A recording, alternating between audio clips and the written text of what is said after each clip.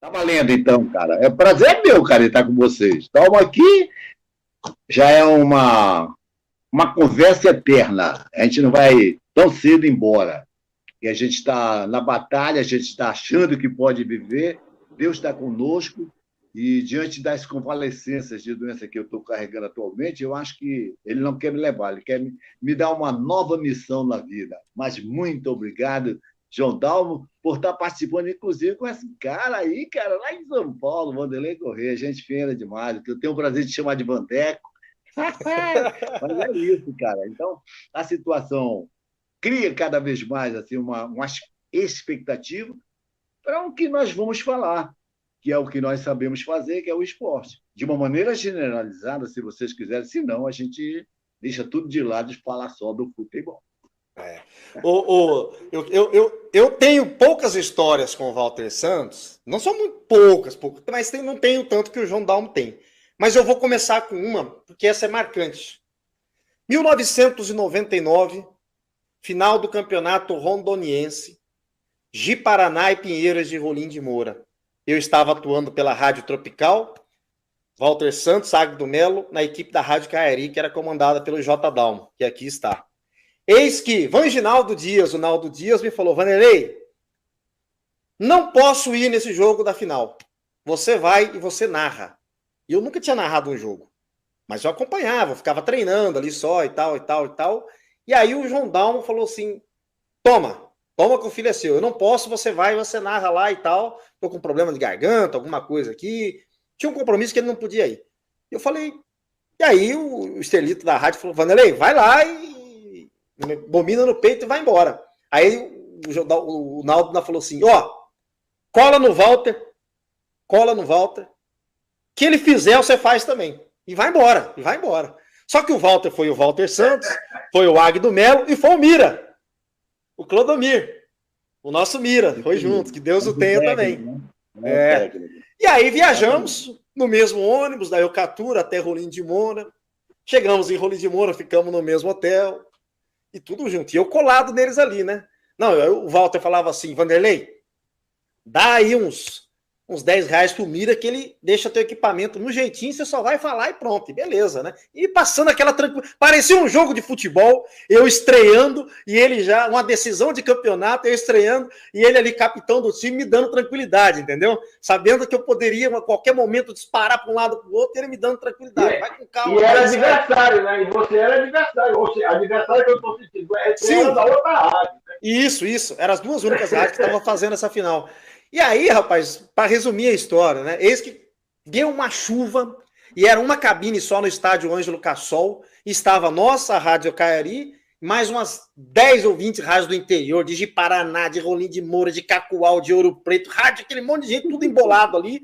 E mais o prefeito, que na ocasião era o Ivo Cassol, que é o nome do estádio, era o dono, era do pai dele, né? Ângelo Cassol, se eu não me engano. E aquela confusão, aquela muvuca politicaiada, e eu fico sem retorno, rapaz. Eu fico sem retorno e falei: Walter, eu fiquei sem retorno. O Walter falou assim: Vandeco, conta até 3 e só para de falar a hora que acabar o primeiro tempo, que aí é intervalo e vai embora, é você.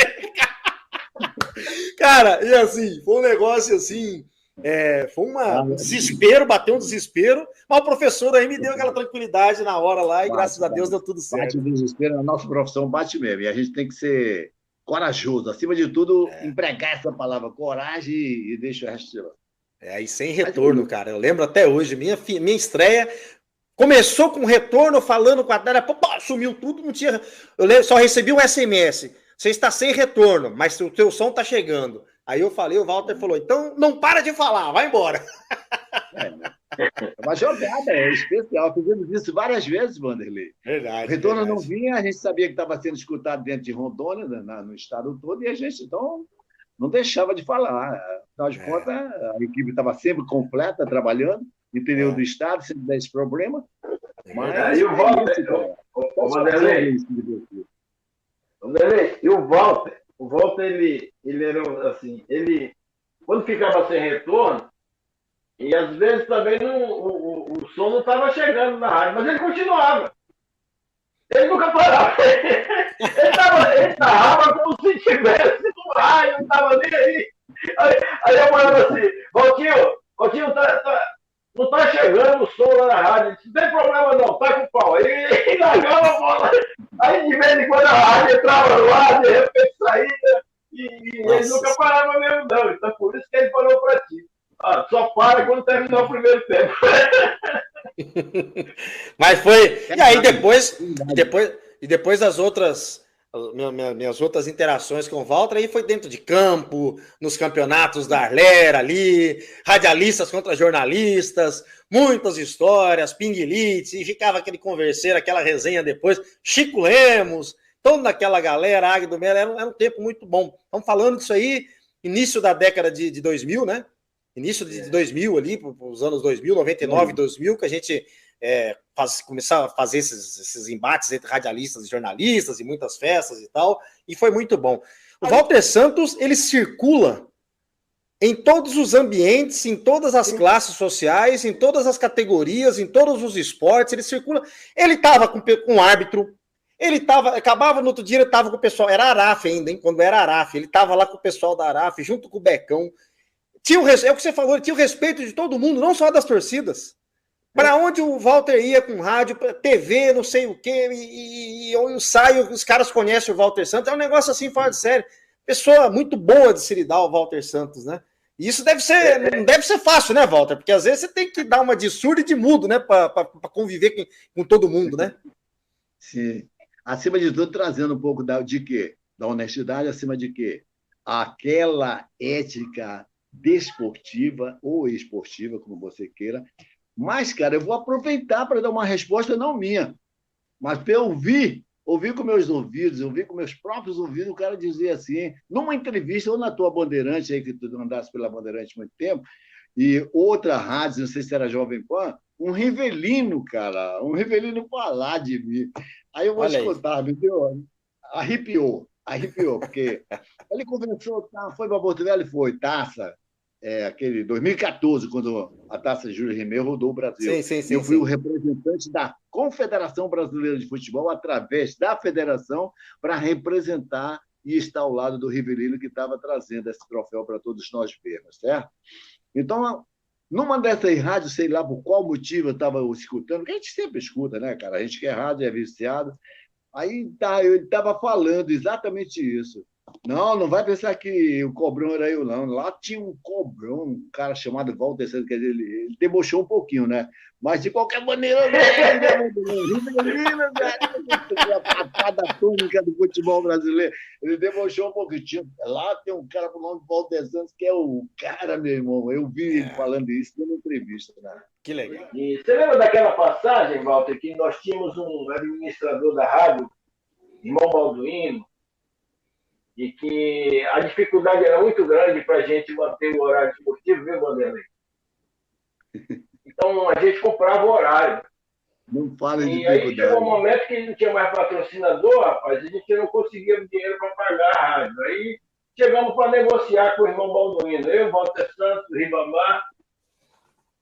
Aí o irmão Balduino falou assim, gente, como não tem dinheiro para pagar o horário, porque vocês querem muita coisa. Vocês querem transmitir todo o jogo de futebol. São 2 horas de transmissão. Quando o povo só quer saber do resultado, por que não compra só os últimos minutos? Tá virando João Batista, então. Chama o Piguilite. Chama o Piguilite, que Deus tem. Aí eu olhei pro Ribamar, pro Walter, e Walter olhou pra mim. Mas, irmão, não tem sentido. Não tem. O povo só quer saber do resultado do jogo. Então, transmite só os últimos minutos. Fica mais barato. Muito bom. Mas, ó, aproveitar que o João Dalmo mexeu nisso aí. Aproveitar que o João Dalmo mexeu nisso aí e o Walter lembrou de um cara que era muito gente boa, que era o seu Fernando José, o Pinguilite. Eu lembro que o Pinguilite, ele contava uma passagem do Walter, que o Walter vai contar. Diz que o Walter estava narrando uma partida de vôlei lá no Flamengo, e a filha dele estava jogando, né? O Walter tá rindo porque ele sabe quem é. E o neto do Walter querendo dinheiro para comprar uma pipoca, né? Conta como é que foi, Walter, para nós essa história aí, vai. Com todo prazer. Tem 2 lances desse pinguilite que eu não vou esquecer nunca, viu, Vanderlei? Nem Dalmo. Dalmo talvez não saiba um. Esse do Flamengo, com a Vanginha, aconteceu realmente. Aconteceu porque foi uma realidade. Agora, o do Agdo Melo no Parque Amazonense, vocês também não sabem. E ele entrou num picadeiro, num dia dos meus 50 anos de idade, que eu fiz lá no Grilão, no meu clube, certo? O Dalmo conhece. Sim. Legal, galera do...